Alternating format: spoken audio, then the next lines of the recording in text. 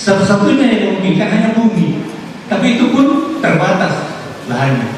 Oleh sebab itu, Kota Bau-Bau ada pangan tapi hanya memenuhi sebagian kecil kebutuhan masyarakat Kota Bau-Bau.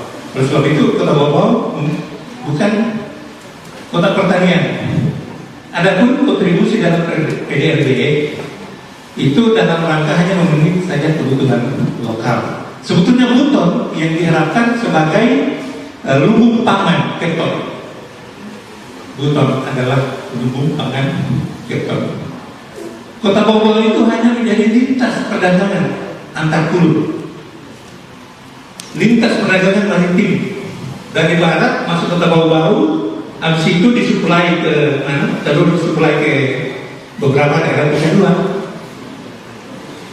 Beras dari sebelah selatan masuk melalui Kota Bau-Bau karena Kota Bau-Bau itu memiliki pelabuhan yang cukup representatif, pelabuhan Muru Bau-Bau.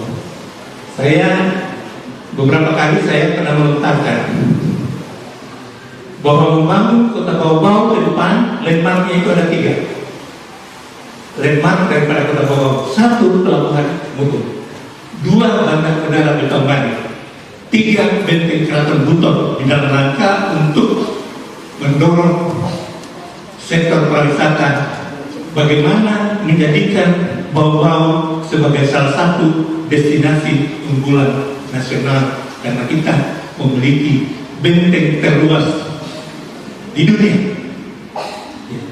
Yang saat ini lagi diproses. Dari sana kita teruskan Bau-Bau menuju kota 5 dimensi. Kota dagang, kota jasa, kota budaya, kota pariwisata, kota pendidikan. Hanya ada 5 sektor strategis. Tapi kalau pertanian itu hanya sekedar memenuhi saja sedikit. Sehingga kalau dikatakan krisis pangan, memang Kota Bau-Bau itu adalah lintas pangan. Dari barat masuk Kota Bau-Bau, kemudian dioper ke Wakatobi, dioper ke Buteng, dioper ke mana? Ke Buset, ke Buton. Gitu. Karena memang ya seperti itu. Iya. Jadi kalau kita bahas pangan di Kota Bau-Bau itu hanya sekedar memenuhi sebagian kecil dari konsumsi lokal.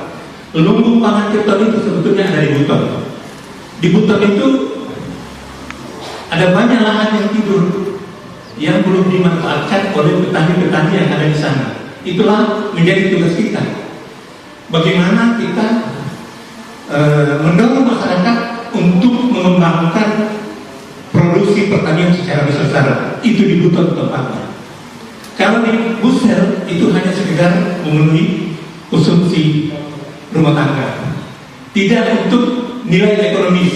Kalau di Busel, apalagi Buteng. Buteng itu hanya memanfaatkan celah-celah batu, menanam ubi kayu, memanfaatkan celah-celah batu hanya untuk dalam rangka konsumsi lokal. Satu-satunya yang kita andalkan adalah Buton. Buton. Bagaimana Buton bisa menjadi lumbung pangan? Di sana ada apa? Ada apa itu? Jeruk apa? Jeruk semanggi. Ada jeruk semanggi. Dan itu sangat mungkin dikembangkan besar-besaran. Di Buton ada apa lagi? Kopi. Padi mungkin tidak terlalu banyak, hanya padi tada hujan ya. Kayaknya padi tada hujan. Ya, kalau persawahan itu hanya itu saja kali-kali yang beberapa luasnya. Ya.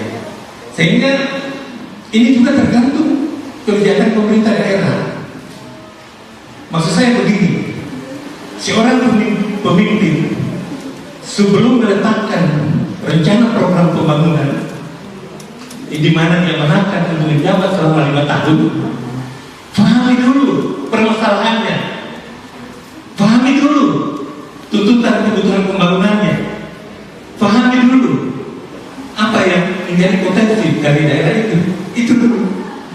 Kalau saya ada di Buton, maka saya akan mengatakan orientasi, strategi dan kebijakan pembangunan saya akan letakkan pada pembangunan pertanian.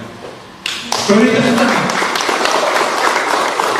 untuk mensuplai daerah-daerah di lainnya, daerah-daerah belakangnya. suku aja dari belakang, orang Wakatobi ambil di sana, Bobong ambil di sana, Busel ambil di sana. Ya. Tapi dalam rangka pangan memang tidak bisa kita hanya mengandalkan kebutuhan lokal. Sama dengan Wakatobi misalnya. Wakatobi itu wilayah daratannya hanya 10%, lautnya itu 90%. Bagaimana mau bicara pertanian di sana? Sama dengan kota Bau-Bau, lahannya memang terbatas sekali. Jumlah penduduknya hampir 200.000, dan kalau hanya mengandalkan berapa hektar yang ada di bumi, satu hal yang tidak mungkin. Itu hanya memenuhi kebutuhan lokal dan untuk konsumsi keluarga. Dari aspek ekonomi tidak memungkinkan untuk dikembangkan secara besar-besaran.